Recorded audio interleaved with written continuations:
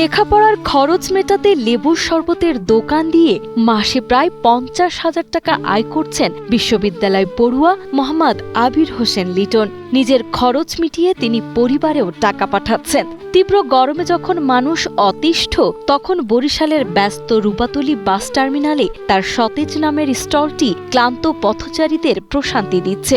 লেবু, চিনি আর পানির সাধারণ মিশ্রণে তিনি মানুষের তৃষ্ণা মেটাচ্ছেন। দিন 1500 থেকে 2000 টাকা আমার ইনকাম হচ্ছে। তো সেই ক্ষেত্রে মাস শেষে দেখা যায় 45 থেকে 50,000 টাকা ইনকাম করা সম্ভব। এটার মাধ্যমে আমি নিজে তো চলতে পারছি, প্লাস বাড়িতেও আমি সহযোগিতা করতে পারছি। বাবা মার কাছে দেখা যাচ্ছে মাস শেষে আমি একটা টাকা পাঠাতে পারছি। ভার্সিটিতে পড়াশোনা করে পাশাপাশি একটু পড়তে আছে একটা জিনিস, এটা ভালো না আরো। চুয়াডাঙ্গার সন্তান মোহাম্মদ আবির হোসেন লিটন বর্তমানে পড়াশোনা করছেন বরিশাল বিশ্ববিদ্যালয়ে।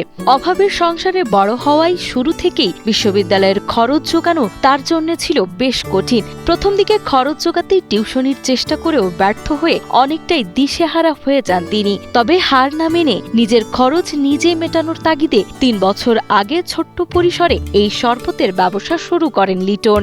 আমি বরিশাল বিশ্ববিদ্যালয়ে লোক প্রশাসন বিভাগে অধ্যয়নরত আছি, অনার্স ফাইনাল ইয়ারে। ফ্যামিলিগত একটু সমস্যার ভিতরে ছিলাম, আমি বাসা থেকে ওরকম টাকা পয়সা দিতে পারিনি। তো সেই ক্ষেত্রে আমি নিজের চেষ্টায় ছোট ব্যবসা, ক্ষুদ্র ব্যবসায় আমি আসি। তার আর্থিক সচ্ছলতার জন্য, পরিবারের আর্থিক দুর্দশার মোকাবিলা করার জন্য সে নিজেই একটা ফুড কোর্টের ব্যবস্থা করছে। এখানে রাস্তার পাশে বসে শরবত বিক্রি করতেছে।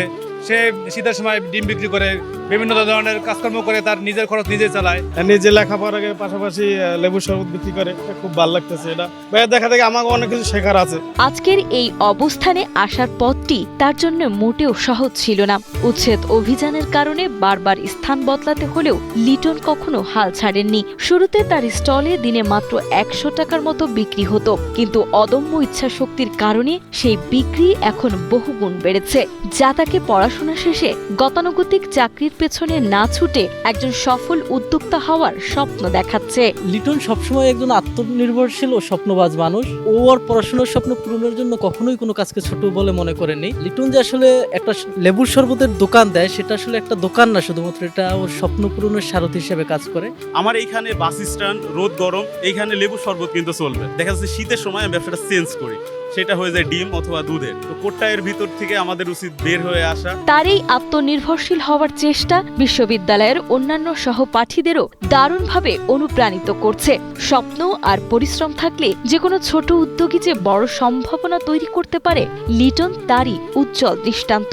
সংগ্রাম আর স্বপ্নের এমন চমৎকার মিশেল নতুন প্রজন্মের দৃষ্টিভঙ্গি পুরোপুরি বদলে দিতে পারে বলে জানান বরিশাল বিশ্ববিদ্যালয়ের লোক প্রশাসন বিভাগের চেয়ারম্যান ইসরাত জাহান লিজা।